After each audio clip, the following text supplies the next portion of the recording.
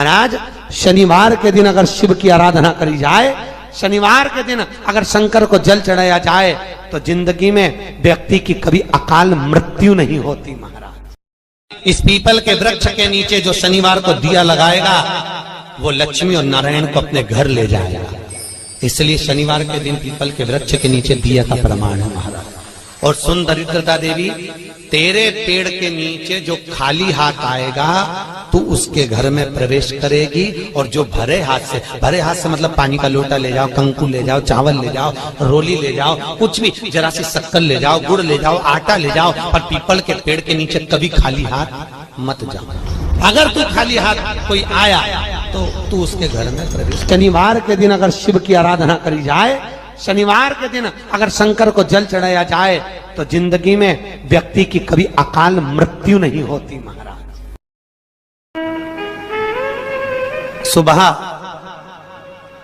उठने के बाद घर की सफाई ना करती हो, दिन में पलंग पर सोती हो, रात्रि भर बर्तन झूठे जिसके घर में पड़े रहते हो, उस घर में तुम अपनी धर्म पत्नी को दरिद्रता को लेकर प्रवेश कर जाइए। जहां नारी दिन में सोती हो, जहां रात भर के बर्तन झूठे रखे रहते हो, उसके घर में तुम प्रवेश कर जाओ।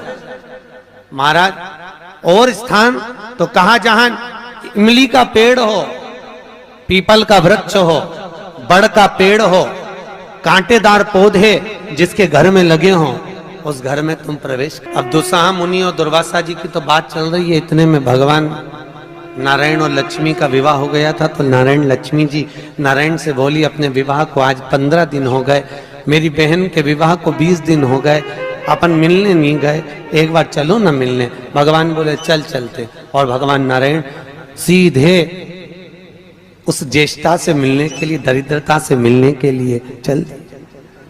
अब दरिद्रता से मिलने के लिए जैसे ही पहुंचे तो दरिद्रता कहां बैठी हुई थी? पीपल के पेड़ के नीचे। पीपल के पेड़ के नीचे दरिद्रता बैठी है और वहीं पर पहुंच गए। अब आप किसी से मिलने जाओगे तो क्या लेकर जाओगे? अरे बोलो तो क्या ले जाओगे? डंडा की मिठाई?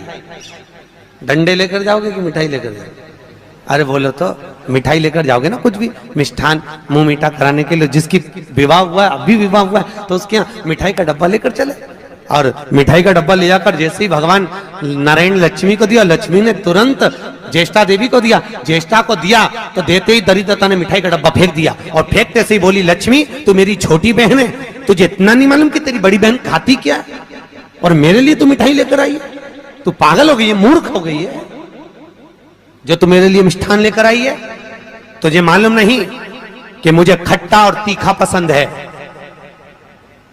लक्ष्मी जी की आंख में आंसू भर गए। लक्ष्मी जी बोली जीजी मैं तो समझी कि तुम्हारा विवाह हो गया है, हो सकता है तुम कुछ चेंज करी हो अपने स्वाद को, क्योंकि विवाह होने के बाद थोड़ा सा व्यक्ति बदल जाता है। मुझे लगता है आपने कुछ चेंज करा होगा, इसलिए मैं आपके लिए मिठाई लेकर आई। लक्ष्मी तुझे मालूम नहीं मैं क्या खाती हूं? मुझे नहीं चाहिए। मिठाई का डब्बा फेंक दिया। आज भी कई दरवाजों पर, कई दुकानों पर आपने नींबू मिर्ची टंगा हुआ देखा होगा। कई लोग कहते हैं नजर से बचाता है, नजर से नहीं, लक्ष्मी और दरिद्रता ये दोनों बहनें हर एक व्यक्ति के घर में प्रतिदिन प्रवेश करती है।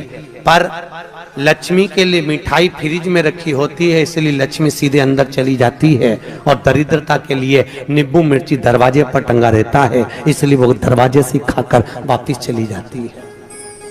दरवाजे से खाकर तुरंत वहीं से। प्रदोष के दिन यदि आपको कहीं से शमी पत्र मिल जाए, प्रदोष के दिन यदि कहीं से आपको शमी पत्र मिल जाए,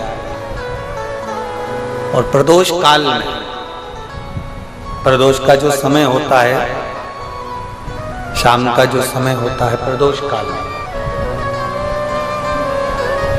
4 प्रदोष 5 प्रदोष आप कर देखिएगा कि आपका कोई काम है, कोई नौकरी के लिए आप अप्लाई कर रहे हैं, कोई समस्या बड़ी विकट आ गई है, कोई तकलीफ, बड़ा गला पकड़ रहा है बेटा, कोई तकलीफ विकट आ गई है, कोई समस्या विकट आ गई है, प्रदोष के प्रदोष काल, अगर एक शमी पत्र भी आप घर के शिवलिंग को, अब ये करने के लिए आपको मंदिर के शिवलिंग नहीं जाना, अपने घर में जो शिवलिंग, चाहे वो स्फटिक का हो, पारद का हो, कंकर शंकर का हो, लकड़ी का हो, जो शिवलिंग तुम्हारे घर में, कांच का हो, चाहे वो नर्मदा के कंकर का हो, नर्मदेश्वर हो, पाषाण का हो, जो शिवलिंग, चांदी का हो, सोने का हो, तांबे का हो, पीतल का हो, जो शिवलिंग तुम्हारे,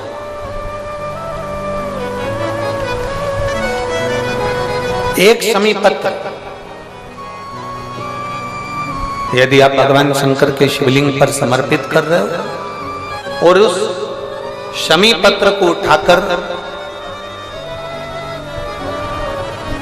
रात्रि को 9:15 की जो एक मुहूर्त होता है, एक समय होता है, जिस समय पर हम अपने मन की बात भगवान शंकर को कहते हैं, पूर्व में भी इसका वर्णन हम कर चुके हैं कथाओं में।